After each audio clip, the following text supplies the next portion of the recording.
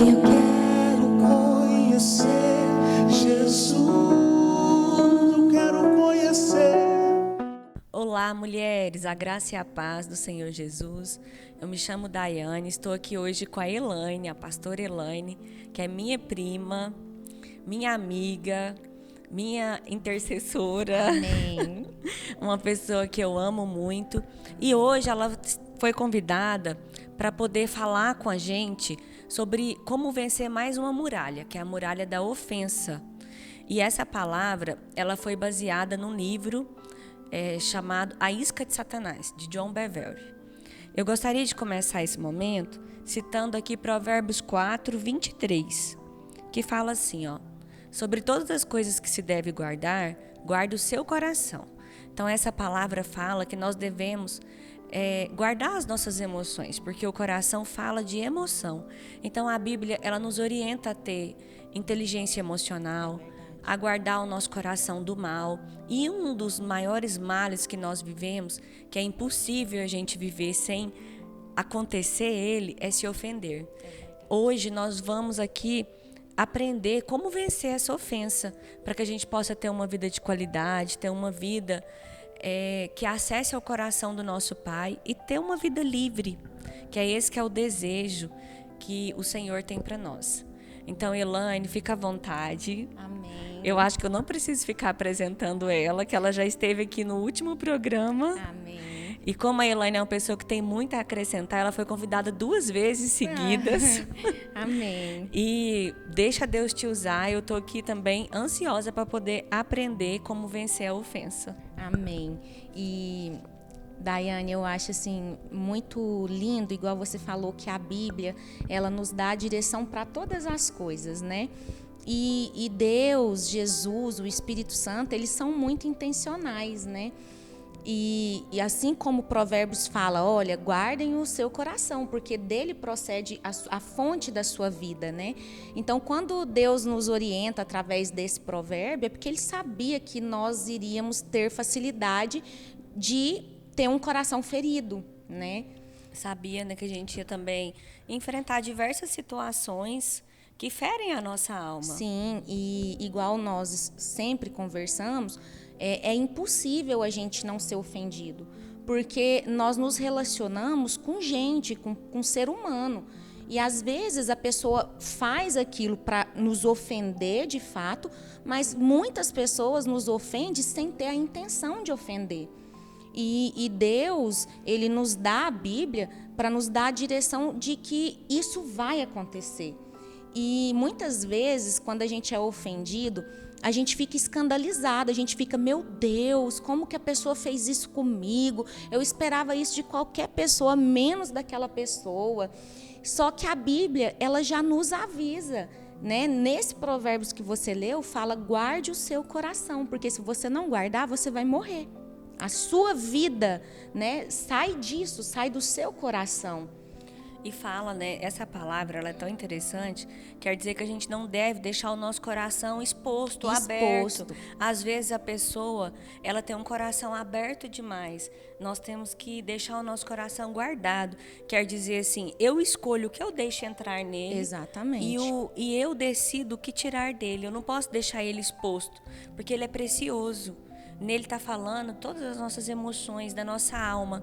E nós somos corpo, alma e espírito. E às vezes uma pessoa pode pensar assim, mas eu já cuido do meu espírito. Mas se você não cuidar da sua alma, vai afetar a sua vida espiritual. E o porque corpo. nós somos um só. Exatamente. Então é nosso dever cuidar do corpo, da alma e do espírito. Nós não podemos ser negligentes com a alma, que é o coração. Exatamente. E para começar, eu queria falar que lá em Lucas 17, os discípulos perguntam para Jesus quantas vezes ele deveria perdoar o irmão. E Jesus fala assim, 70 vezes 7 por dia, né? Só que Jesus, ele não quer dizer um número exato, ele quer dizer que quantas vezes a pessoa te ofender, e se essa pessoa se arrepender e voltar e te pedir perdão, nós temos que perdoar. Então, Jesus, ele deixa essa regra. Ele não pergunta se a gente quer perdoar, ele fala que a gente tem que perdoar. E se a gente tem que perdoar, é porque a gente foi ofendido, né? A gente não tem que perdoar por algo que não nos magoou, a gente tem que perdoar algo que nos feriu. E nesse mesmo capítulo de Lucas, Jesus fala assim que é inevitável que venha as ofensas, né? Se você pegar o termo, a palavra ofensas, e você traduzir ela do grego, ela significa escândalo. Então, o que Jesus está querendo dizer? Não fiquem surpresos quando vocês forem ofendidos. Não fiquem escandalizados. Por quê? Porque se você vive esperando que alguém te traia, se você vive esperando que alguém te magoe, se você vive esperando que alguém te abandone, nos relacionamentos, isso não vai te escandalizar tanto. E se isso não te escandaliza tanto, isso não te fere tanto. Então, o próprio Jesus, ele nos dá essa direção. Vocês não podem ficar escandalizados quando isso acontecer. E fala quando acontecer, né, Elaine? Porque como você mesmo está explicando, é inevitável. As ofensas, elas acontecem principalmente com as pessoas que nós amamos. Porque as pessoas que a gente não ama, elas não vão atingir fortemente o nosso coração. Exatamente. São exatamente as pessoas que a gente convive, que a gente ama, que vão ter essa arma de nos ofender.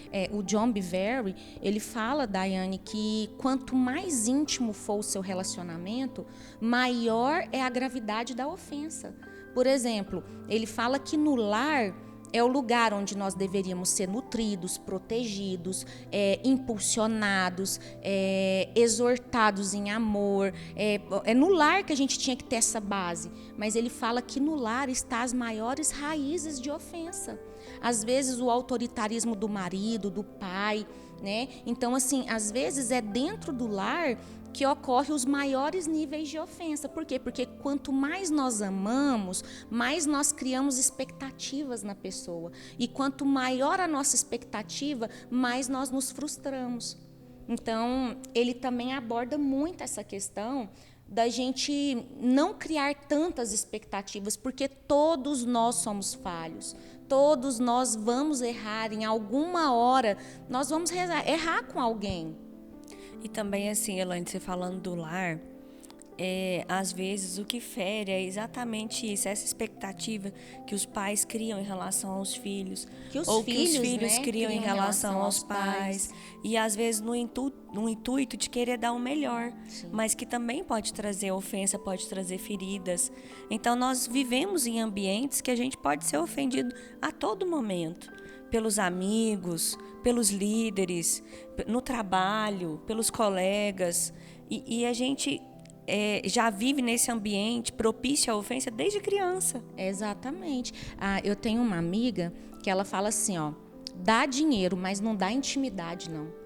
Porque quando a gente dá muita intimidade, quanto mais intimidade a gente dá para a pessoa, maior é o risco daquela pessoa me ferir. Por quê? Porque a gente é íntimo, com ela eu posso ser eu, com ela eu posso falar o que eu penso.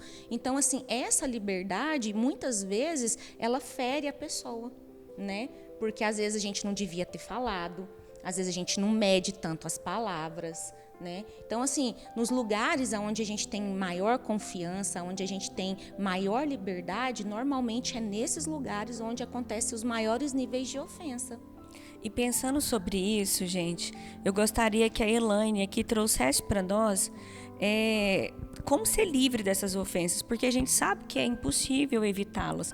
Um dia vai acontecer. Se você que está nos ouvindo nunca teve uma decepção na vida, a gente não está profetizando, mas a gente sabe que você vai ter. Exatamente. Que isso acontece com todo ser humano. E o próprio Jesus, ele foi ofendido, o próprio Jesus, ele sofreu decepções, ele foi traído, ele foi negado. Então, o que aconteceu com o nosso mestre, se aconteceu com ele, que é muito acima de nós, quanto mais a nós, que somos os servos, que somos os discípulos. E eu gostaria que você trouxesse também exemplos da Bíblia de pessoas que venceram as ofensas. Eu sei que você leu, que você estudou. que você possa trazer para nós esse caminho de como Amém. vencer. Porque se tiveram homens de Deus que venceram, existe um caminho para poder vencer. Exatamente, Daiane. E assim, o que mexeu muito comigo é o primeiro capítulo. Ele fala assim que a pessoa que ela está ofendida, ela entra em um estado de negação.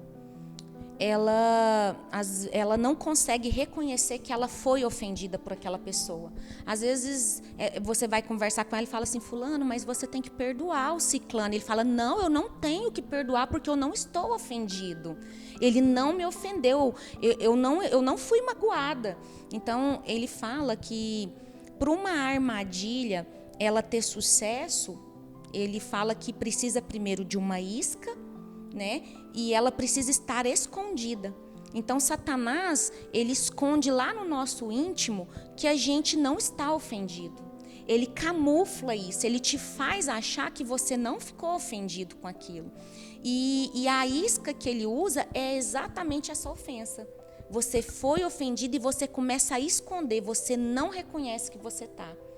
Então, assim, nós precisamos, primeira coisa, é a gente ter consciência, falar: Senhor, realmente, o que aquela pessoa fez me magoou, eu não gostei, eu fiquei ofendida, né? Então, a gente precisa ter essa consciência de que a gente precisa de cura, né?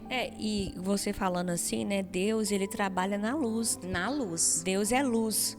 E ele não trabalha com o oculto.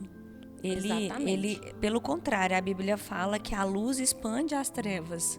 O que está oculto não é de Deus, né? A gente tem que trazer a presença de Deus. Então, ele fala assim, o primeiro passo é a gente ter essa consciência.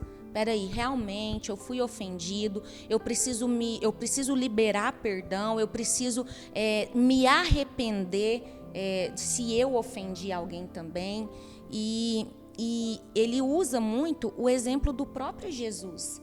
Então, assim, e o segundo passo é a gente entender que em algum momento da vida nós vamos ser ofendidos. Seja pelos nossos filhos, seja pelos nossos pais, seja pelos nossos líderes. Ele fala muito de ofensas dentro da igreja. Ele fala também, Daiane, que a ofensa, ela tem sido o maior obstáculo que o cristão tem que enfrentar e vencer. Então, a gente tem que entender primeiro, eu vou ser ofendido. E quando eu for ofendido, como eu vou lidar com essa ofensa? Porque ele fala assim, o John Bevere fala assim, não tem problema você ser ofendido. O problema é como você vai reagir a essa ofensa. Peraí, como que eu vou reagir? Eu vou guardar essa mágoa? Eu vou deixar a ofensa entrar dentro do meu coração? Porque quando eu guardo aquela ofensa, Daiane, quando eu não me arrependo, quando eu não perdoo o meu ofensor, o que acontece? Eu fico uma pessoa amarga, eu fico uma pessoa que começa a falar para todo mundo que aquela pessoa fez comigo, eu fico uma pessoa, em outras linguagens, fofoqueira, eu fico uma pessoa que só sabe murmurar, eu entro em um lugar de vitimismo, eu fui injustiçada, eu entro num lugar de ódio, eu entro em um lugar que eu quero me vingar do meu ofensor. Então, isso tudo é o que a ofensa gera em um coração que decidiu reagir, que disse sim, eu estou ofendido e eu não quero saber, eu não quero resolver, eu não quero vencer.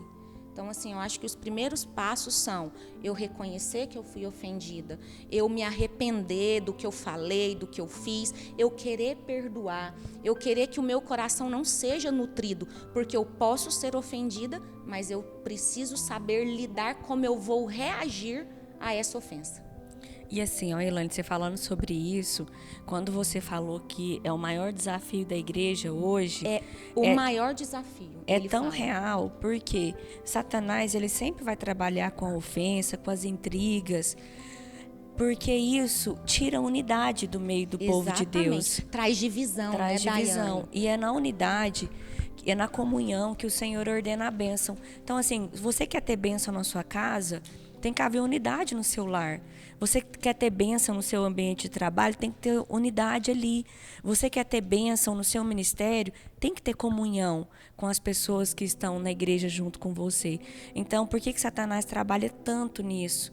Porque é uma isca mesmo, que se a gente cair, a gente vai ficar preso, retendo as bênçãos de Deus para as nossas vidas. E como a Elaine disse, porque também que é uma arma que tem atacado tanto a igreja, porque é oculta. Então eu posso levar uma vida normal, ninguém vai passar, vai me ver e falar, olha lá, ela está ofendida. Ninguém vai oculto, perceber. É algo no interior. Então esses pecados que a gente carrega no nosso interior são os mais difíceis de vir à cura, de vir ao arrependimento, porque você pode carregar ele por anos, fingindo que está tudo bem. Exatamente. Retendo as bênçãos de Deus sobre a sua vida. Enquanto um pecado escancarado, quer dizer, um pecado exterior, as pessoas veem. Né? Igual aí, se eu mentir, as pessoas veem. Se eu adulterei, as pessoas ficam sabendo. E qualquer outro pecado exterior. E talvez esse pecado interior, eu posso guardá-lo comigo. E o pecado exterior, às vezes, por ele ser exposto, às vezes é mais fácil dele ser consertado na vida do cristão, né? Porque no interior a gente camufla, a gente vive muito bem com ele, fingindo que está tudo bem. Isso. Né, Daiane? E aí não tem cura. Mas aí não está tudo bem. E em um momento do livro, Daiane, ele fala assim, ó, regra de sobrevivência de todo cristão, ele precisa ser livre da ofensa. Então, nós precisamos entender que nós vamos ser ofendidos dentro da igreja, fora da igreja, no ambiente de trabalho, dentro de casa, e que nós precisamos caminhar nesse lugar de não se ofender com tudo, porque a gente vive em uma geração que a gente é muito casquinha de ovo, sabe? Pelinha de saco, como diz meu amigo Paulo, porque assim, não pode fazer nada que as pessoas se ofendem com muita facilidade. E a ofensa, ela abre brechas em nós, ela torna o nosso chamado ineficaz, ela impede o potencial que Deus derramou sobre a nossa vida. Então é muito sério a gente permitir ser ofendido. E eu queria ler lá em Mateus 24, eu anotei aqui para falar com vocês, no Evangelho de Mateus, fala assim, ó, nesse tempo muitos hão de se escandalizar, lembrando que a palavra escandalizar é igual a ofensa, né? Nesse tempo muitos hão de escandalizar, de trair, odiar uns aos outros, vão levantar falsos profetas que enganarão a muitos, e por se multiplicar a iniquidade, o amor de muitos se esfriará. Então aqui ele fala de uma série uma cascata de coisas malignas que acontecem na nossa vida quando a gente se permite ficar ofendido. Então, o que ele fala aqui? Nos últimos dias, muitos vão se ofender. Então, eu me permiti ficar ofendida. Aí vai começar a ter o quê? Traição e ódio. Então, a traição e o ódio, muitas vezes, são consequências, comportamentos de consequências de uma pessoa que ficou ofendida. Eu estou tão ofendida que isso justifica, agora eu posso trair. Eu estou tão ofendida, ele fez tanto mal para mim que por ele eu posso sentir ódio. Como se a Bíblia, por ele... Como eu fui muito humilhada, muito injustiçada, esse a Bíblia me permite trair, me permite odiar. Como se tivesse alguma exceção, né? E aí Deus fala aqui, né? E por se multiplicar a iniquidade. Então, já tem ódio, já tem maledicência, já tem traição. Aí o que acontece? O amor de muitos se esfriarão. Então aqui ele fala que muitas pessoas dentro da igreja, elas se encontram frias espiritualmente. Por quê? Por causa de uma raiz, de uma ofensa no coração. Então a alma aqui já paralisando o espiritual. Pessoas que estão frias dentro da igreja, que está permitindo o amor de Deus se esfriar, que é aquele amor ágape, né? Que é o amor que Deus nos ensina a caminhar a segunda milha, que se alguém bater na nossa face, a gente tem que dar a outra face, que se alguém tirar a capa, a gente entregue a túnica também. Então, o cristão, ele recebe o amor ágape de Deus, que é esse amor que a gente dá mesmo sem receber nada em troca, que se a pessoa nos humilha, não tem problema, eu continuo amando. né? Então, esse amor ágape não é todo mundo que sente. Os cristãos têm condição de viver. Por quê? Porque Deus nos dá esse amor. Mas hoje em dia, nós estamos vivendo num tempo que as pessoas não querem amar esse amor ágape. Eles querem o amor filéu. O que é o amor filéu? O amor filéu é o amor de amigo. É o amor que eu amo quando eu recebo algo em troca. É o amor que eu amo, que eu dou, quando eu tenho recompensa. Então, nós vivemos em um tempo que nós somos muito egoístas. Eu não vou perdoar, não. Esse aqui eu não vou perdoar. E os cristãos, Daiane, hoje em dia, eles usam versículos isolados da Bíblia para justificar a sua falta de perdão. Aqui a Bíblia mesmo diz. Então, assim, usa um versículo sem contexto, isolado, para justificar o pecado dele, para justificar, né? E isso gera morte, é muito sério. Não, em toda a Bíblia fala sobre perdão, né? Toda a Bíblia. E eu sempre falo que Jesus é o nosso maior exemplo. E ele perdoou exatamente no momento que ele estava sendo crucificado. Então, quer um momento pior desse do que uma ofensa pior, você ser condenado por uma injustiça? Condenada à morte, da pior morte possível. Então, igual você está falando, justificar, pegar um versículo isolado para justificar a minha ofensa, isso é uma heresia. Jesus, com a sua própria vida, com o seu estilo de vida, ele quis dizer algo para nós. Eu anotei aqui o que o livro fala. Na hora da minha maior necessidade, os meus amigos mais próximos me abandonaram. Judas me traiu. Pedro me negou. O restante fugiu para se salvar. Apenas João, de longe, me seguiu. Eu cuidei deles por 3 anos. Os alimentei, os amei, os ensinei. Mas quando morri pelo pecado do mundo, eu perdoei eles também. Liberei todos eles. Eles nunca me pediram perdão, mas eu dei deliberadamente, porque eu tive fé baseada no amor do meu Pai. Jesus plantou amor e Jesus colhe até hoje amor de muitos filhos e filhas no reino. Por causa do seu sacrifício de amor, hoje muitos podem amar Jesus. Então, assim, quando a gente decide perdoar as ofensas, a gente perdoa baseado nessa fé de que há uma recompensa no mundo espiritual. Jesus, quando ele perdoou todas as ofensas, ele sabia que era baseado nessa fé, no amor do Pai. Ele falou, olha, eles não merecem, mas eu sei que eu vou colher muitos frutos da minha atitude de perdão. E até hoje, mais de 2000 anos depois, nós hoje temos a oportunidade de amar Jesus e de fazer tudo por Jesus por causa da sua atitude de ter nos perdoado. E assim, tem uma frase famosa que fala assim, que aquilo que você foca expande. Então, Jesus, ele não focava na ofensa. Porque o grande problema é quando a gente foca em algo. É inevitável que nós iremos ser ofendidos algum dia, que nós já fomos e poderemos ser novamente várias vezes. É inevitável, não tem como a gente evitar esse sentimento. Mas tem como a gente evitar de focar nesse sentimento. Que é o que Jesus, ele fazia. É claro que ele poderia ter se sentido ofendido por diversas situações, mas o foco dele estava no amor de Deus, que é o que você está trazendo para nós. Então, assim, qual que é o foco? Qual que é o foco da sua vida? Porque tem gente que está tão focado naquela situação que o resto se perde.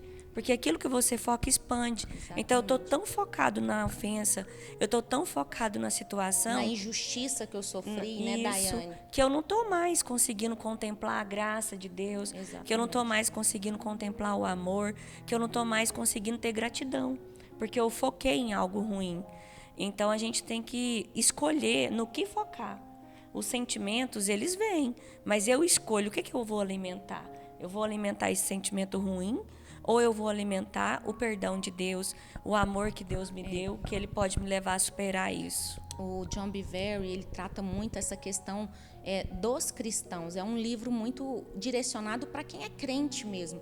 Ele fala assim que quando nós conhecemos a Bíblia, mas nós não conseguimos viver a Bíblia, que quando nós conhecemos a Bíblia, mas nós não conseguimos amar e perdoar, isso se torna um engano na nossa vida. Porque ele fala que você se torna você cria uma força destrutiva. Por quê? Porque você infla o seu ego, você se enche de orgulho e de legalismo, e você começa a se justificar as suas atitudes. Então, assim, não adianta nada eu saber a Bíblia de capa a capa se eu não consigo amar o meu irmão. Não adianta nada eu conhecer a Bíblia de capa a capa se eu não consigo perdoar, se eu não consigo superar uma ofensa, né? Então, é isso que ele está falando. Sem amor, sem perdão, sem superação, você se torna uma pessoa pior do que uma pessoa que está no mundo.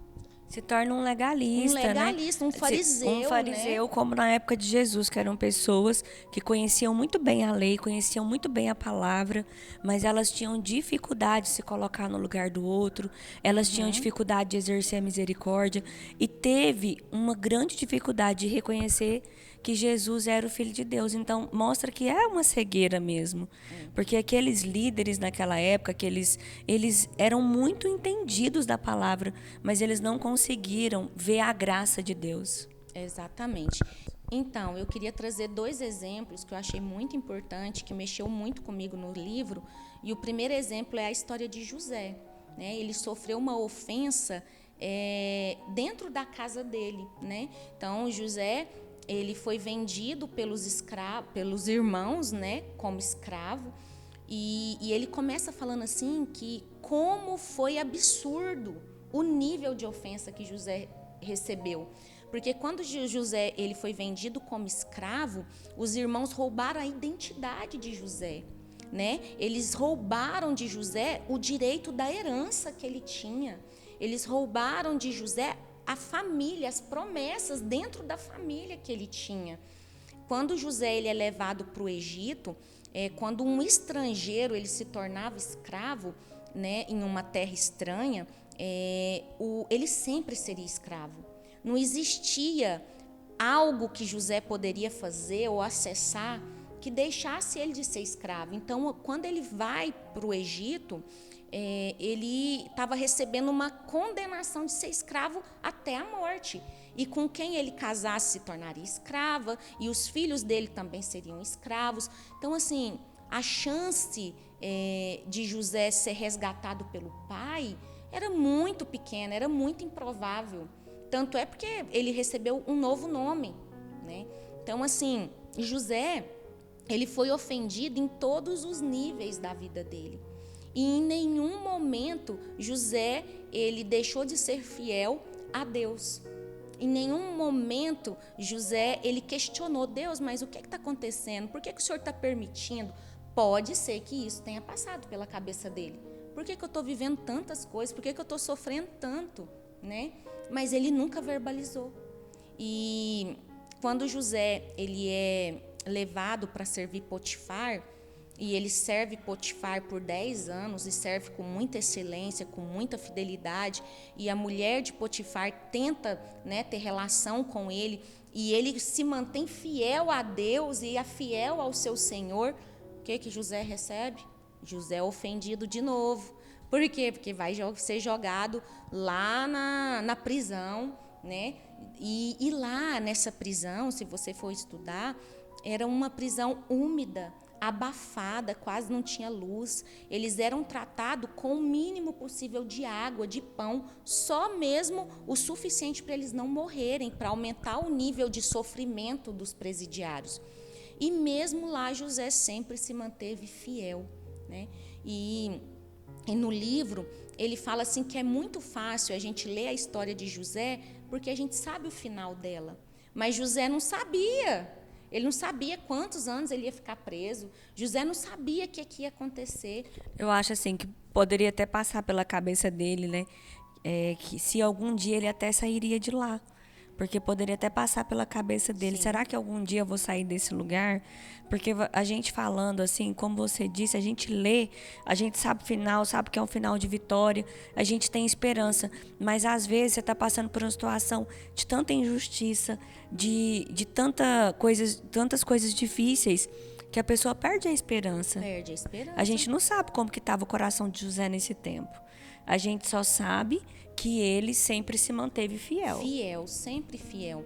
E olha para você ver, José, ele foi ofendido pelos irmãos, depois ele foi ofendido por Potifar, porque Potifar acreditou na esposa, né? Ele foi ofendido por essa mulher, ele foi ofendido pelo copeiro, porque ali dentro da prisão, ele interpretou o sonho do copeiro e do padeiro, e ele falou, olha, você vai ser liberto. E quando você estiver com o seu senhor, com o faraó, fala de mim para ele. Sabe quanto tempo que o copeiro demorou para lembrar de José? 2 anos. Ele foi ofendido, ele falou, puxa vida, ingrato. Falei para ele por causa de eu revelei, ele nem para falar de mim, para mim também ser liberto, né? Ele ficou mais 2 anos. Então, assim, José, ele sofreu níveis de ofensas de todas as pessoas. E mesmo assim, ele se manteve fiel. E a gente está falando de uma história que durou anos, né, Elaine? Durou anos. Que às vezes a gente lê em poucas páginas, mas a gente está falando de uma vida. De uma vida de mais de 10 anos que ele foi injustiçado, né? E assim, chega um momento do livro que o John Bevere fala assim, se hoje José estivesse dentro das nossas igrejas, quando ele saísse da prisão, o que ele faria? Falou, gente, os cristãos que estão hoje no mundo, a primeira coisa que ele faria era se vingar. Porque hoje nós nos permitimos ser ofendidos por pouca coisa, por coisas tão banais, sabe? Então, assim, e ele também relata que o coração de José sempre se manteve puro. Ele nunca permitiu essas ofensas ter entrado no coração dele. E a prova disso é que quando os irmãos vão até ele, e ele já é governador do Egito, ele dá as melhores terras do Egito, ele manda buscar a família, ele manda buscar os animais, o pai, ele dá a melhor gordura do Egito para o seu povo. Então, e ele fala algo, Daiane, que mexeu muito comigo, ele fala assim, gente, se José tivesse sido ofendido, ele teria destruído os patriarcas das 10 tribos de Israel.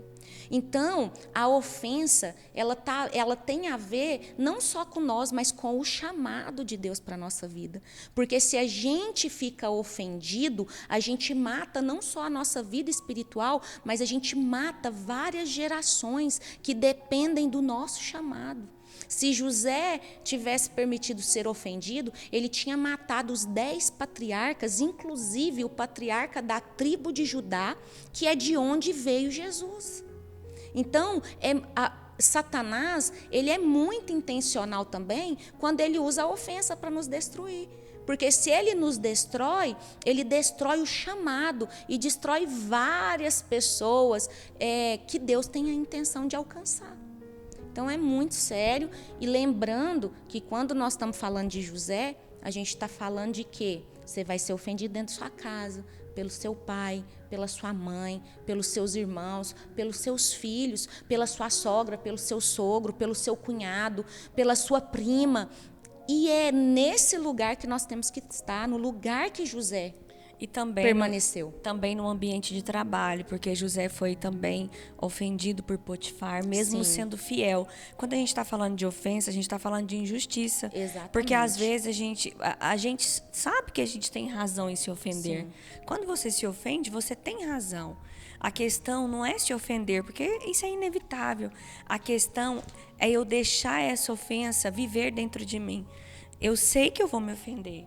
Exatamente. E eu sei que você vai se ofender, mas nós temos que tomar uma decisão de não deixar ela crescer aqui dentro, para que não impeça os planos de Deus de se cumprir em nossas vidas. Exatamente, Daiane, a ofensa, eu entendo assim, ela é como se fosse um prato.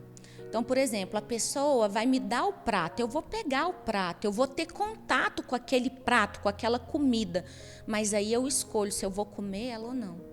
Então, a partir do momento, a pessoa teve uma atitude comigo, eu fui injustiçada, eu fui humilhada, eu fui rejeitada, eu fui abandonada. Eu tenho todos os motivos para estar triste, para estar contrariada, para estar com raiva. Eu tenho contato com esse sentimento, só que eu me decido, eu escolho não alimentar o meu coração. Eu não vou comer aquilo todos os dias. Aquela injustiça não vai mover a minha vida todos os dias. E enquanto aquela atitude ela tiver com uma raiz de mágoa dentro de mim, eu ainda preciso levar ela para o Senhor. Senhor, olha, realmente eu estou ofendida, eu estou magoada, eu estou olhando para a pessoa com raiva, eu não consigo nem olhar na cara dela, mas me ajuda, eu declaro as suas bênçãos sobre a vida dessa pessoa. Então, eu estou lutando contra, eu não quero comer a ofensa. E nesse momento, quando eu escolho como eu vou reagir à ofensa, aí ela determina meu futuro. Como eu vou reagir à ofensa vai determinar aonde eu vou chegar. E assim, José, a gente sabe que ele decidiu perdoar a família dele, porque ele poderia ter deixado a família dele morrer de fome. Sim. Ou poderia até mesmo dar uma ordem de vingança para eles. Mas José, ele escolheu perdoá-los, escolheu alimentá-los, escolheu passar por cima de tudo que eles tinham feito. Ele deu o melhor para eles, Daiane. Só que José também, ele teve que passar por um processo de cura. Sim. Então, assim, a gente tem que partir de nós a decisão de perdoar. E eu acredito que o próprio Deus, ele vai conduzir o resto para que a gente seja curado. Porque quando você vai ver lá a história, o momento do encontro de José com os irmãos, com o pai, ele teve que ser curado. Sim. E a Bíblia fala do choro dele, dele abraçando eles, mas o próprio Deus vai conduzir. Se a gente decidir agir como José agiu. Viver a Bíblia, né? José, ele é um modelo de que ele não só acreditava nesse Deus, mas ele andava segundo a vontade desse Deus. Exato. Gente, para poder finalizar essa parte de José, a Bíblia fala que ele teve, assim que ele se tornou governador do Egito, ele teve filhos. E no primeiro filho, ele pôs o nome de Manassés. E ele, que significava assim, Deus me fez esquecer todos os meus sofrimentos e toda a família do meu pai. Então, isso é mais uma prova que ele decidiu perdoar. Sim. Porque ele colocou o nome do filho dele, que significava isso. Deus me fez esquecer do meu sofrimento. Quer dizer assim... Ele deixa claro o quanto ele sofreu e quanto foi difícil superar também. Mas né, ele deixa claro que ele não carregava mais aquilo dentro dele. Porque ele fala, Deus me fez esquecer. Quer dizer, Deus me honrou, Deus me levantou. E o que passou, passou. Eu não vou viver preso a isso. Então, o nome do filho dele é uma prova de que ele já havia decidido perdoar. Exatamente. Antes dele se encontrar novamente com os irmãos e com o pai, que eu acredito que ele nem sabia que isso um dia pudesse acontecer. É verdade. Para finalizar o nosso assunto, eu achei muito interessante a história de Davi, como o livro nos faz olhar para Davi, porque John Bevere fala que mais doído do que você ser traído pelos seus irmãos é você ser traído por um pai. E quando ele fala pai, ele fala não só de um pai terreno, não só de um pai biológico, mas também de uma liderança. Então, o que está acontecendo muito nos dias de hoje é pessoas que são ofendidas dentro das igrejas pelos seus líderes, pelos seus pastores, e que isso tem matado muitos cristãos. Então, ele traz a história de Davi, porque Davi ele foi ungido pelo mesmo sacerdote que ungiu Saul. E Davi começa a ter um relacionamento com Saul, quando ele começa a ser convidado para estar no palácio para tocar a harpa para Saul. E aí ele relata que quando ele começa a frequentar o palácio, né, ele fala assim, Davi deve ter pensado, nossa, uau, o propósito está começando a se cumprir. E aí passa um tempo, Davi, né, chega ali diante do gigante, se oferece para lutar, conquista a confiança de Saul, ganha a mão da filha de Saul, tem uma aliança eterna de amizade com o filho de Saul, Jonathan. Davi começa a comer na mesa do rei, e em todas as batalhas Davi estava do lado de Saul, e Davi estava ganhando a confiança de todos os servos. Davi era o mais bem tratado por Saul. E a Bíblia fala, e John Bevere fala, né, no livro dele, até que aconteceu uma coisa. E qual foi essa coisa? Quando eles estavam voltando de uma das batalhas, E em todas as cidades que eles passavam, as mulheres dançavam e cantavam. Saul matou seus milhares e Davi seus 10 milhares. Então, Saul ficou muito ofendido. Ele ficou muito ofendido. E quando ele ficou muito ofendido, ele permitiu ser governado pela ira, pelo ódio, pela inveja, né, pela competição, pela vingança. E a partir daquele dia, Saul passou a viver com um único objetivo, que era destruir Davi. Então, Elaine, você tocando nesse assunto, né? A Bíblia fala que Davi foi um homem segundo o coração de Deus. E ele pôde ser provado em diversas situações e ele conseguiu demonstrar isso. Enquanto que Saul, ele foi reprovado por Deus. E ele foi reprovado exatamente por essas atitudes dele, que ele deixava ser dominado pela ira, pelo ódio, pela competição, pela vingança. Ele, como líder de Davi, ele não aceitou Davi ter mais destaque do que ele. Exatamente. E aí ele deixou aquela ofensa entrar no coração dele, crescer de tal forma que ele passou a perseguir a Davi para poder matá-lo. E Davi poderia ter agido de igual forma contra Saul, porque Davi era um grande guerreiro. E ele tinha o coração do povo. Exatamente. Então ele poderia ali ter formado um exército também e ter levantado uma bandeira de guerra contra Saul. E falado assim, né? Eu também vou guerrear contra você, vamos ver quem que é o mais forte, vamos ver quem vai vencer essa batalha.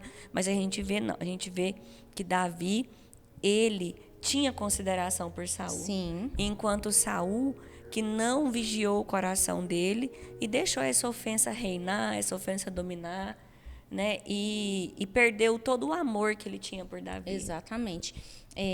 A Bíblia fala que depois desse momento em que Saul se sentiu ameaçado por Davi, né? Ele ficou com inveja, com ciúmes do destaque de Davi. Saul tentou matar ele 2 vezes enquanto ele tocava harpa para Saul, né? Davi tocava harpa. Então, a perseguição de Saul ficou tão forte que Davi teve que fugir para o deserto.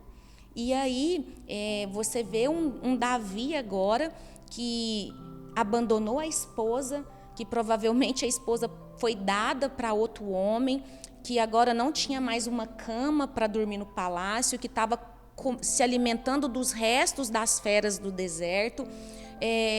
Então, Davi, ele experimentou de uma situação em que ele se sentiu completamente só.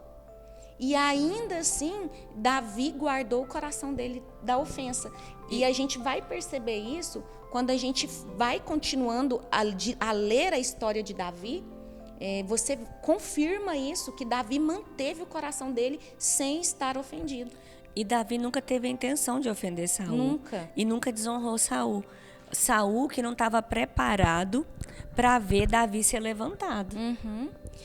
Tem uma parte do livro que ele conta o que está escrito lá na história de Davi. E em um momento, Saul pegou os 3.000 melhores soldados de Israel e vai para o deserto à caça, né, à procura de Davi. E aí, em uma das cavernas, Saul, ele vai descansar, ele tira sua capa, e a capa ali, ela representa a autoridade, né? Então, Davi, ele estava no fundo da caverna, Saul não viu ele. Davi pega, corta um pedaço da capa de Saul, sai de fininho, sem Saul perceber, e ele espera na entrada da caverna Saul sair. E quando Saul sai, Davi se prostra aos pés de Saul, e se humilhando com um pedaço da capa, para provar para Saul, para dizer para Saul, eu tô aqui, eu tive oportunidade para te matar, mas eu não quero, não há maldade em mim, não há rebeldia em mim. Então, em Samuel 24:11 está assim, ó. Olha o que Davi fala para ele. Olha, pois, meu pai, vê aqui a orla do teu manto na minha mão, reconhece e vê que não há em mim nenhum mal e nem rebeldia. Eu não pequei contra ti, ainda que o Senhor anda à caça da minha vida para me tirar. Então, Davi, ele teve essa atitude de se humilhar diante de Saul, de dizer assim: eu tenho você como meu pai, eu tenho você como meu líder, meu mentor, eu quero que você me treina, que você me capacita. E a Bíblia fala que depois disso, Saul se retira, e que Davi deve ter pensado assim: nossa, consegui ganhar o coração de Saul. Davi queria tanto ser amado por esse pai espiritual, Davi queria tanto se sentir acolhido, acreditado, que Davi falou: uau, consegui, ganhei. Mas logo após, Saul vira e volta de novo à procura de Davi. Então, assim, uma pessoa rejeitada, Daiane, ela sempre vai querer provar que ela não pecou contra o seu líder. Uma pessoa que se sente rejeitada, ela vai ter necessidade de provar: olha, eu estou aqui com um pedacinho do seu manto aqui, né, na minha mão, para te provar que eu não fiz nenhuma coisa contra você, eu não estou armando contra você, eu não tenho desejo de te matar, eu não tenho desejo, eu não sou rebelde, né? Então, assim, e Davi, mesmo mostrando a intenção do seu coração, a sua fidelidade àquele líder, ele continuou sendo perseguido por Saul. Imagina quantas vezes que Davi não teve que superar essas ofensas. Imagina, porque a gente lê história, gente. A gente conhece a história e a gente lê poucas páginas, mas nós estamos falando de vidas, nós estamos falando de anos e anos que se passaram, de situações que demoraram a ser resolvidas. Daiane, eu estava lendo esse livro, eu fiquei tão impressionada, porque Davi foi perseguido por Saul 14 anos. Eu falei para Elivane, né, que é minha discípula, vive na minha casa, trabalha comigo. Eu falei: Elivane, a gente por muito menos quer sair da igreja. Por uma coisinha pequena a gente acha que a gente tem justificativa para ficar ofendido. Eu falei: Davi foi perseguido 14 anos, é muito tempo. E só que assim, né? E Deus permitiu essa situação, eu creio. O próprio Deus. O próprio Deus permitiu, porque Davi, por meio dessa situação, forjou nele um grande rei. Sim. Porque aí, quando ele foi ungido rei, ele sabia o que deveria fazer e o que não deveria. O caráter de Deus foi moldado em Davi. Porque aí ele sofreu uma perseguição e aí isso fez com que ele fosse depois um líder mais justo, Sim. um líder que sabia que não deveria perseguir, Daiane, sabia que não deveria fazer com as pessoas o que Saul fez com ele. E assim, o que eu achei muito lindo é porque assim, Deus sabia que Saul era mau. Deus sabia disso. E ainda assim, ele permitiu aquele líder cruel estar em um lugar de autoridade. E o John Bevere, ele fala que nos dias de hoje, nós temos muitos pastores, muitos líderes que, para defender a visão que ele tem, para alcançar o número de pessoas que ele quer, ele começa a agir como Saul. Ele pode matar, ele pode ferir as ovelhas, porque Saul estava matando Davi, queria matar Davi, com uma boa justificativa. Peraí, ele está ameaçando o meu reinado. Se eu não matar esse cara, ele vai crescer tanto que ele vai tomar o meu reinado. Então, na cabeça daquele líder, ele tinha justificativa para matar Davi. E muitos pastores, para alcançar a meta que ele tem, a visão que ele tem, que inclusive ele acha que Deus que deu para ele, ele tem matado muitas pessoas, né? Então, o que acontece? Primeira coisa, os líderes, eles têm que ver o povo como um canal para cumprir o propósito e não como um objeto para chegar naquele alvo, né? Eu não posso fazer qualquer coisa, eu não posso abrir feridas no povo, eu não posso matar vidas, eu não posso comprometer a salvação de muitos por causa de uma meta, de um alvo. Então, Elaine, aproveitando o gancho que você tem falado, a Bíblia ela é tão verdadeira, ela é tão, né, linda, que aqui não está oculto nada. Então a Bíblia mostra uma situação extremamente delicada que foi o que aconteceu entre Davi e Saul. E por que Deus mostra? Porque a gente sabe que continua acontecendo nos dias de hoje. Sim. E tem pessoas que às vezes falam assim: ah, mas por que Deus permite? Gente, a gente não pode olhar por esse lado, porque eu vejo pessoas que estão decepcionadas e elas colocam toda a responsabilidade em Deus. Por que Deus permite? Mas Deus, Ele falou que no mundo a gente teria aflições. Deus, a palavra dele mostra líderes segundo o coração dele e líderes que têm interesses próprios. Isso está escrito. Então, cabe a nós o discernimento, cabe a nós buscar a direção, cabe a nós blindar o nosso coração da ofensa. A gente não pode culpar Deus. A gente tem que falar: Senhor, qual que é o seu propósito nessa situação? Né? Guarda meu coração, eu decido perdoar, eu quero crescer e direciona a minha vida. Daiane, em uma parte do livro, ele fala que o ouro, para ele ser puro, ele tem que passar pelo fogo. Porque o fogo faz com que os metais, né, que estão ali, as impurezas sejam removidas. E o John Bevere fala que todo cristão vai passar pelo fogo. Para quê? Para que o caráter de Deus seja impregnado e para que as impurezas saiam. Por exemplo, quando você vê um ouro impuro, você não sabe qual que é um ouro impuro, você não sabe qual sujeira que está no ouro. Só que quando você coloca o fogo, aquelas sujeiras aparecem. Então, Deus permite situações de provas para que o nosso pecado, para que o nosso mau caráter apareça. Porque só com o fogo as impurezas vão aparecer. E quando a impureza do nosso coração aparecer, é quando ele tem a oportunidade da gente reconhecer, arrepender e ele remover. Então, Deus permite situações assim para que as nossas impurezas venham para a superfície. E assim a gente veja que a gente também não é tão bom assim e a gente arrependa e Deus remova. Porque aí nós somos purificados, nós temos mais do caráter dele em nós. E Davi, ele teve o caráter dele tão forjado, que Davi, a Bíblia fala que até no momento que Saul morreu, ele não se alegrou. Não, eu vou Ele falar não sobre se alegrou, isso. porque de Exatamente. fato ele não deixava aquilo entrar no coração dele.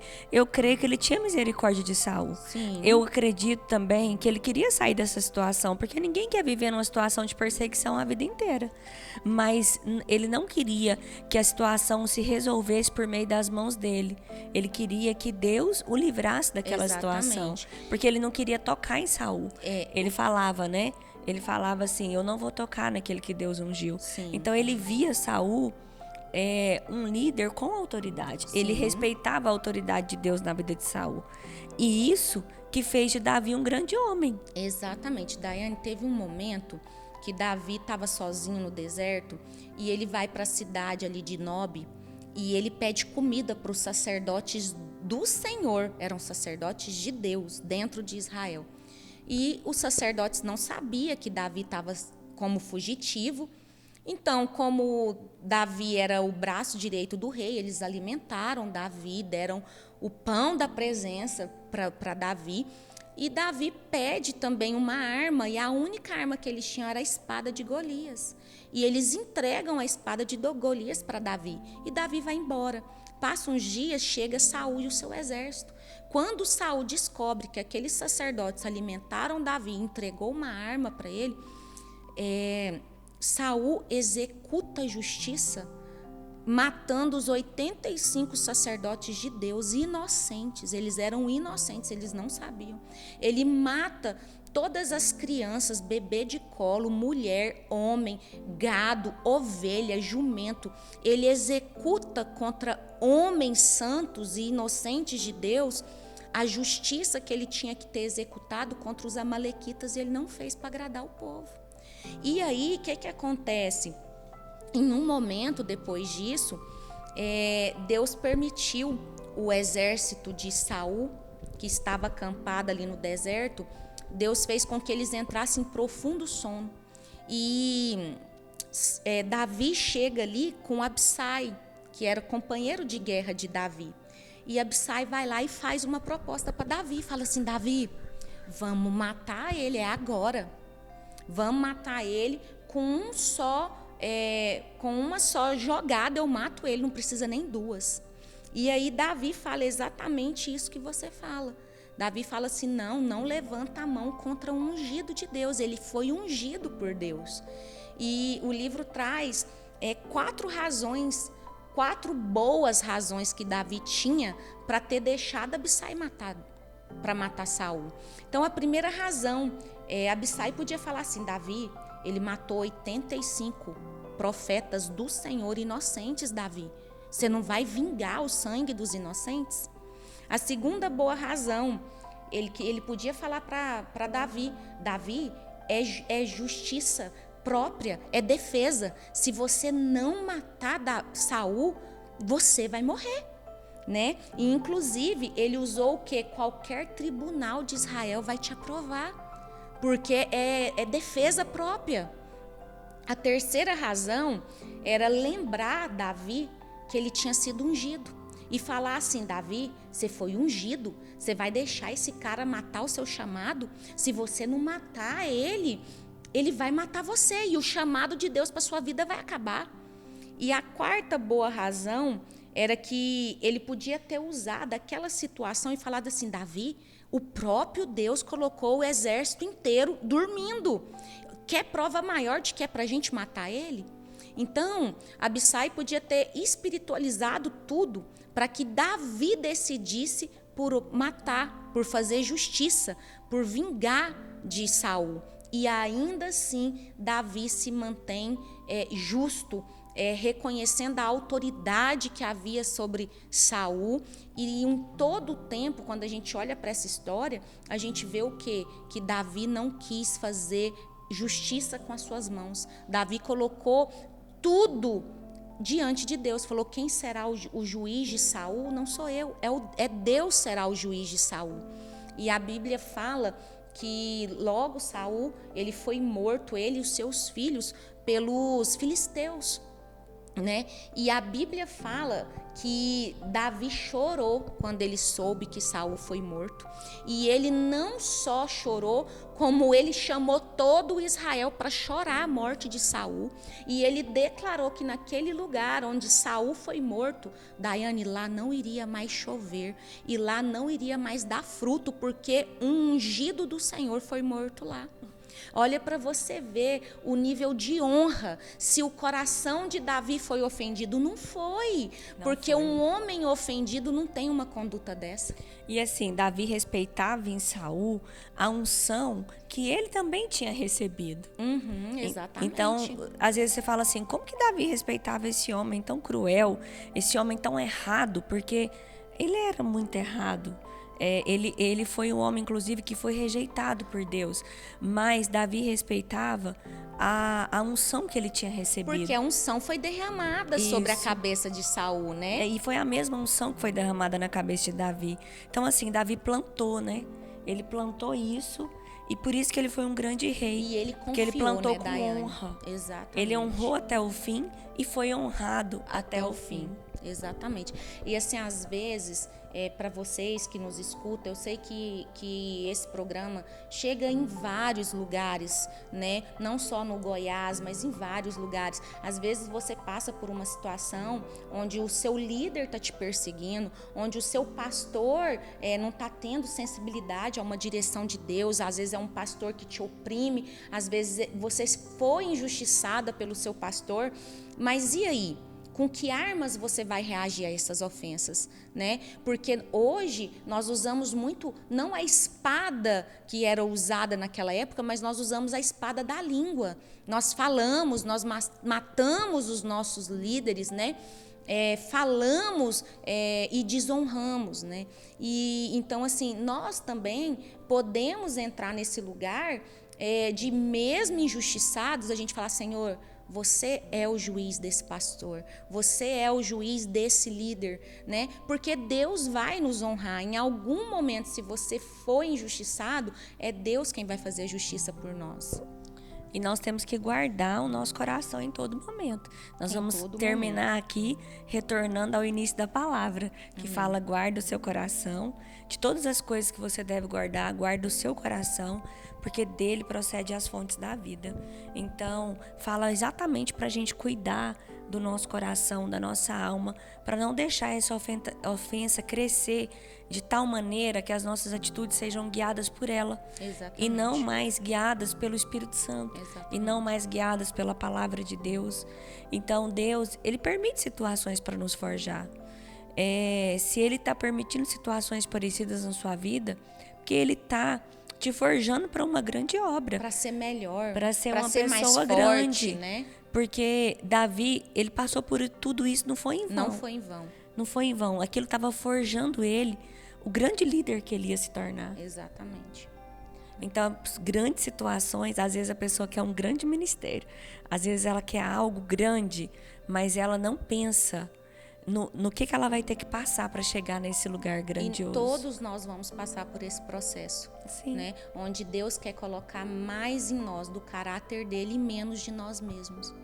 Amém. Amém. Eu terminei. Para mim tá bom, né? Porque senão vai dar. Pode continuar?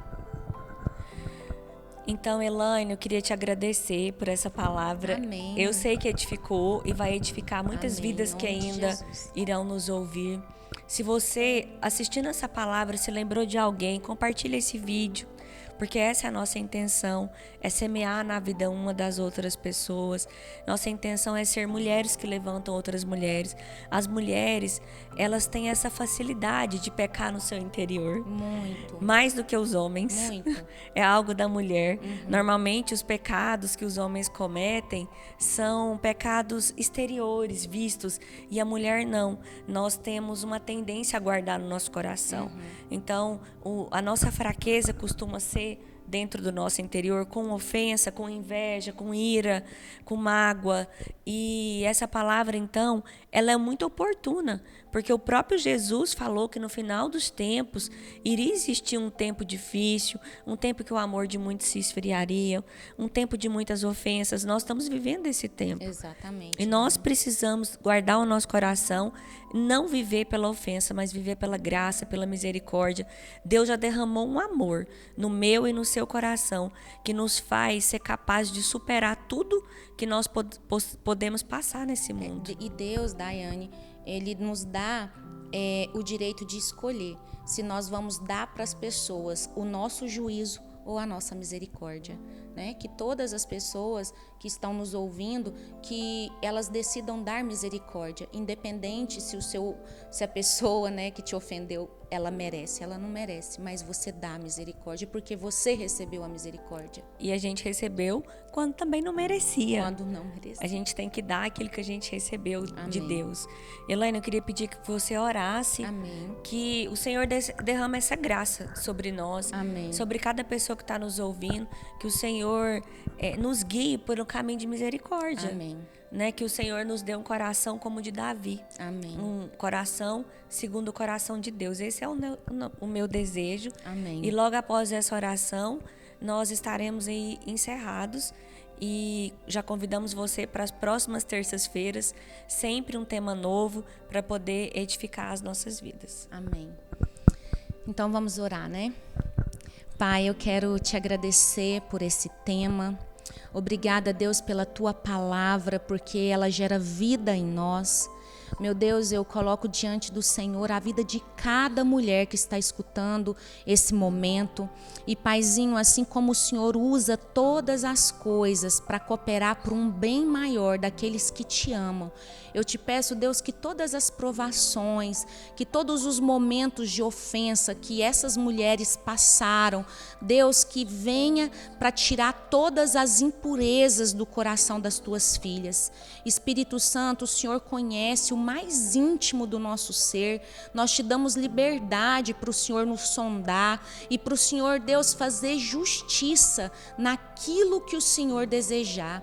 Paizinho, nós queremos enxergar todas as pessoas, inclusive os nossos ofensores, com os olhos do Senhor. Nós decidimos, Deus, nós renunciamos à justiça própria, nós renunciamos à vingança, renunciamos o ódio, a inveja, a cobiça, as competições, porque nós queremos mais do teu caráter dentro de nós. Espírito Santo, gera cura na vida de cada mulher que se sentiu ofendida. Eu sei, Deus, que ela tem todos os direitos de estar ofendida, mas, Espírito Santo, nós abrimos mão de todos os direitos pela tua presença. Assim como o nosso amado Jesus, ele se humilhou, ele foi humilhado, ele foi injustiçado, mas ainda assim, ele decidiu dar a vida dele pela salvação da nossa. Nós decidimos, Pai, ministrar o perdão, ministrar a cura, Deus, na vida dos nossos ofensores, assim como nós recebemos do próprio Deus. Nos dê sabedoria, Pai, que os nossos olhos estejam no céu, que nós sejamos guiados, Deus, pelos princípios do céu e não pelas coisas da terra. Eu declaro, Deus, unção, autoridade, amor, misericórdia, assim como o Senhor um dia me deu, assim como um dia o Senhor me curou, assim como um dia o Senhor me ensinou a colocar as minhas causas nas suas mãos, que as tuas filhas, Deus, tenham o Senhor como juiz. Único juiz, Pai. Em nome de Jesus, eu te louvo e eu te agradeço por esse programa, por esse ministério e pela vida de cada pessoa que está nos ouvindo. Em nome de Jesus. Amém. Amém. Fiquem com Deus. Até a próxima. Amém. Obrigada. Fiquem com Deus.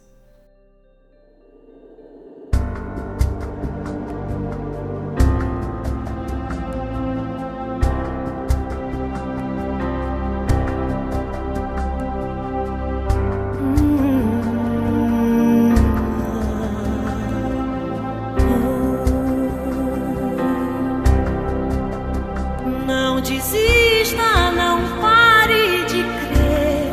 Os sonhos de Deus jamais vão morrer. Não desista, não pare de lutar, não pare de adorar. Levanta teus olhos e vê, Deus está restaurando os teus sonhos